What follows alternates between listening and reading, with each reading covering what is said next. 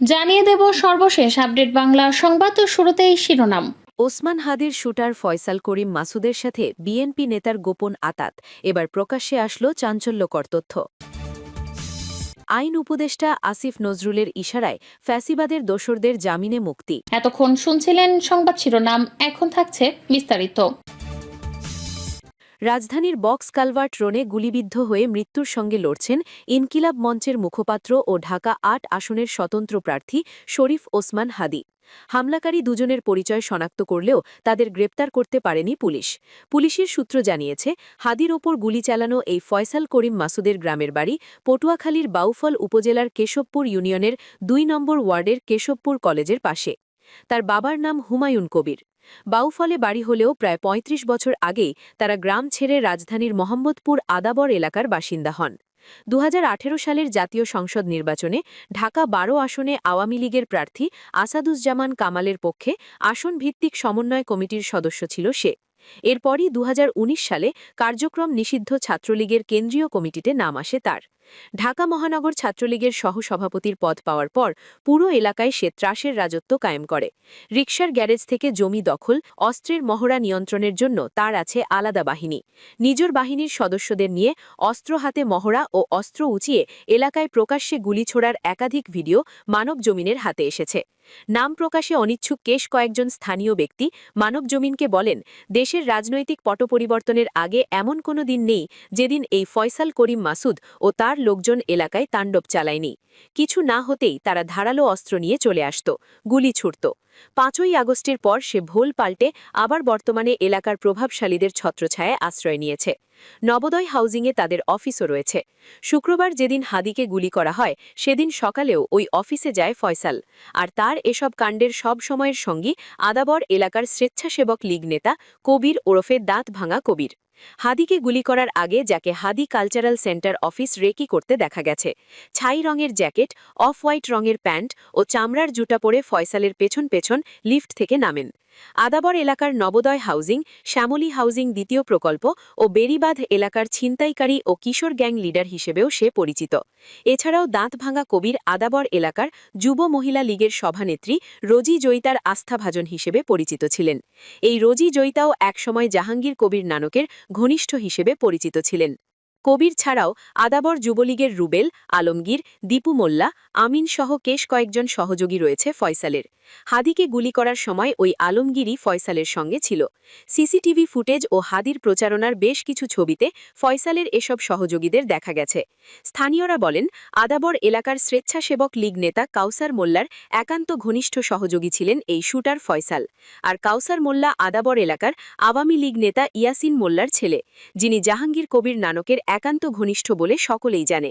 ৫ই আগস্টের পর ইয়াসিন মোল্লা এলাকা ছেড়ে পালিয়ে গেলে এদের দেখভালের দায়িত্ব নেন নানকের এপিএস মাসুদুর রহমান বিপ্লব। তিনি ভারত থেকে এই ফয়সাল গ্রুপের অর্থের যোগান দিতেন।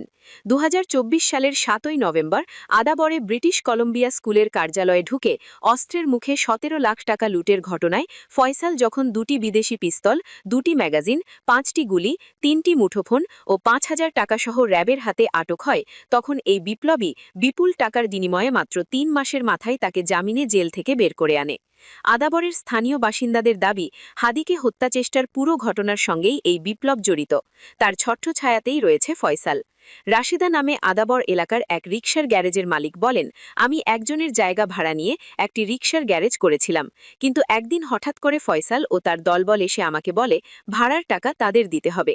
আমি তখন বলি, আপনাদের তো জায়গা না, যার জায়গা আমি তাদের ভাড়া দেব, না হলে তো জায়গার মালিক আমার কাছে টাকা চাইবে। তখন ফয়সাল কোপ দিয়ে আমার গলা ফেলে দেওয়ার হুমকি দেয়। আমি তাতেও রাজি না হওয়ায় রাতে অস্ত্রসহ দলবল নিয়ে চলে আসে, আমাকে মারধর করে। তখন বাঁধন নামে একটি ছেলে তাদের ঠেকাতে গেলে তাকেও মারধর করে, বন্দুক উঁচু করে গুলি করতে থাকে। তার কাছে সবসময় বন্দুক থাকে, ওই অস্ত্রের ভয়েই কেউ তাকে কিছু বলে না। আবির হোসেন নামে আদাবরের আরেক বাসিন্দা বলেন, ফয়সাল এতটাই বেপরোয়া, সে কারো কথা শুনত না। দখলবাজি, চাঁদাবাজির টাকা দিয়েই সে চলত। তার বাহিনীতে অনেক পোলাপান ছিল, যাদের বেশিরভাগ কিশোর গ্যাং টোকাই।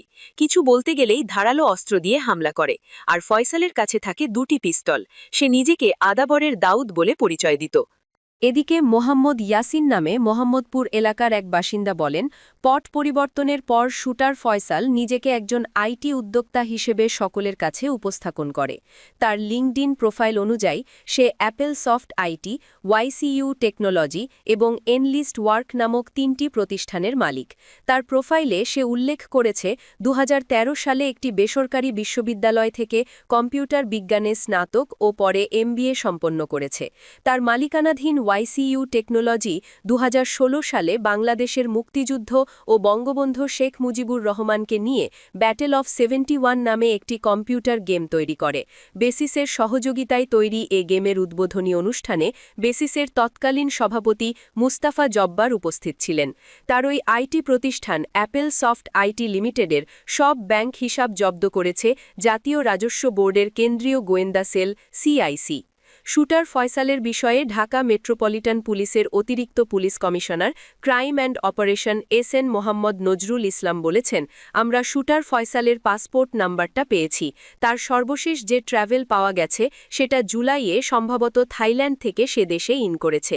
এরপরে ইমিগ্রেশন ডেটাবেজে আর তার ডিপারচারের কোনো তথ্য নেই।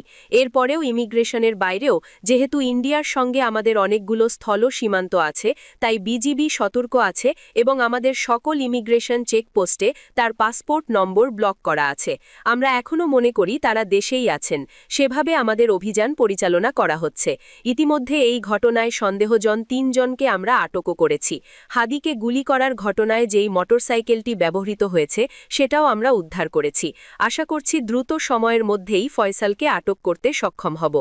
গত বছর ৫ আগস্ট শেখ হাসিনার পতনের পর কার্যক্রম নিষিদ্ধ আওয়ামী লীগ ও নিষিদ্ধ ছাত্রলীগের বহু নেতাকর্মী গ্রেপ্তার হন, জেলে যান।